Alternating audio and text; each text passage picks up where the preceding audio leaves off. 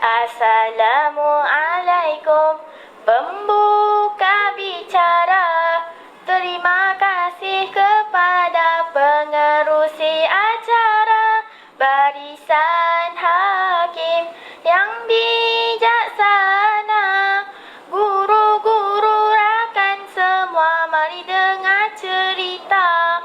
Pada hari yang ceria dan penuh barakah ini, saya akan menceritakan sebuah kisah yang sangat menarik. Cerita ini dipetik daripada Al-Quran yang bertajuk Kisah Nabi Musa dengan Fir'aun. Fir'aun itu kejam dan ganas. Hidup rakyat sentiasa ditindas. Maksud berleluasa tidak kira batas. Panduan hidup tak pernah jelas. Fir'aun juga angkuh dan sombong. Raja yang sesat tak sedar diuntung. Menganggap diri Tuhan yang agung. Sekalian rakyat diminta sanjung. Kawan-kawan, Nabi Musa dilahirkan ketika Mesir diperintah oleh Raja Fir'aun yang sangat zalim. Pada masa itu, semua bayi lelaki yang lahir dihukum bunuh. Semuanya berpunca daripada ramalan ahli nujum kepercayaan sang raja. Kononnya akan lahir seorang kanak-kanak lelaki yang bakal menghancurkan kerajaannya. Kisah ini dijelaskan di dalam Al-Quran surah Al-Qasas ayat 4. A'udzubillahi minasyaitonirrajim. Inna fir'auna 'ala fil ardi wa ja'ala ahlaha syi'an yastad'ifu ta'ifatan minhum yuzabbihu abna'ahum wa yastahyi nisa'ahum. Innahu kana minal mufsidin. Maksudnya, sungguh Fir'aun telah berbuat sewenang-wenang di bumi dan menjadikan penduduknya berpecah belah. Dia menindas segolongan dari mereka Bani Israel. Dia menyembelih anak laki-laki dan membiarkan hidup anak perempuan mereka. Sungguh dia Fir'aun termasuk orang yang berbuat kerosakan.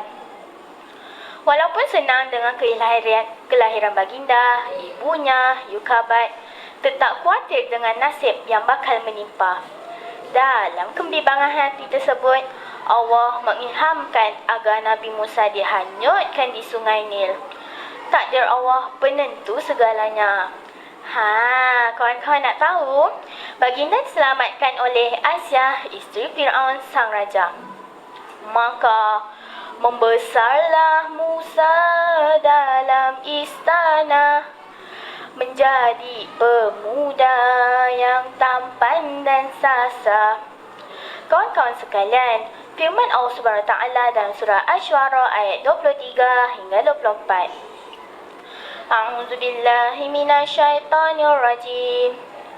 Qala Fir'aunu wa ma rabbul alamin. Qala rabbus samawati wal ardi wa ma bainahuma in kuntum mukinin. Maksudnya, Fir'aun bertanya, siapa Tuhan seluruh alam itu? Dia Musa menjawab, Tuhan pencipta langit dan bumi dan apa yang ada di antara keduanya, itulah Tuhanmu, jika kamu mempercayainya. Fir'aun amat marah lalu mengeji baginda dan mengatakan kepada rakyatnya bahawa baginda itu seorang yang gila. Fir'aun turut mengugut untuk memenjarakan baginda kerana menolak dirinya sebagai Tuhan. Lantas Fir'aun mencabar Nabi Musa untuk menunjukkan bukti yang jelas jika baginda tergolong di kalangan orang-orang yang benar. Lalu Nabi Musa mencampakkan tongkatnya dan menjelmalah ular yang besar secara tiba-tiba. Fir'aun melompat ketakutan. Namun setelah hilang rasa takut, Fir'aun masih tidak berpuas hati dan ingin bukti yang lain pula. Lalu Nabi Musa memasukkan tangannya ke dalam saku dan apabila dikeluarkan, tangannya putih bersinar-sinar sehingga menyilaukan mata Fir'aun serta pengikutnya. Sombongnya Fir'aun tidak terkata. Mujizat baginda dianggap sihir semata. Mengumpul tukang sihir yang handal belaka. Buat dilawan Harun dan Musa. Tongkat dicampak bukan suka-suka. Bertukar menjadi ular yang luar biasa.